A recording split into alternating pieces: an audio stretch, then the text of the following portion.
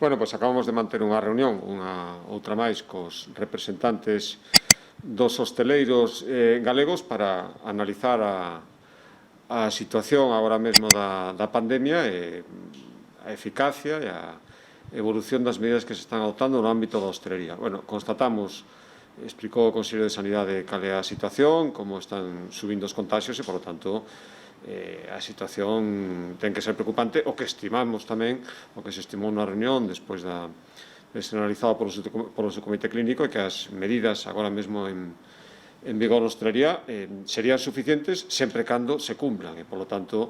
volvemos a facer un chamamento, primeiro, a responsabilidade dos propios hosteleiros, dos propios profesionais, coñecen perfectamente as medidas e, por lo tanto,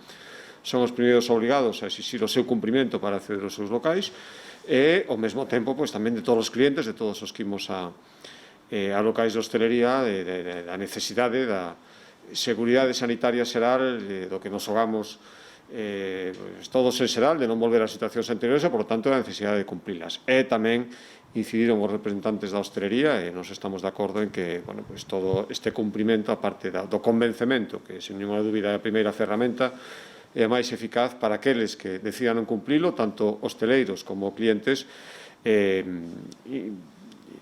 intensificar, sobre todo de cara ás datas que temos por diante, o labor policial, o labor tamén dos inspectores da propia Consellería de Sanidade en vixiar que estas normas se están cumprindo, se non se constataran esses incumprimentos, actuar en consecuencia, instruir expedientes e sancionar. Por lo tanto, faremos un especial fincapé, insisto, pensando nas datas, nas semanas que temos por diante, onde xa entramos en plenas festas de Nadal, en volver, como se fixo o ano pasado, en pedir unha especial colaboración das forzas e corpo de seguridade, policías locais, Policía Nacional, Guardia Civil, Policía Autonómica, e ao mesmo tempo facemos un chamamento a que tanto os hosteleiros como os clientes sexamos conscientes de que esta principal ferramenta que temos, a parte da vacinación, o cumprimento destas medidas, para manternos nesta situación, que creo que todos aspiramos agora mesmo a non ter que endurecer estas medidas e pasar unhas festas de Nadal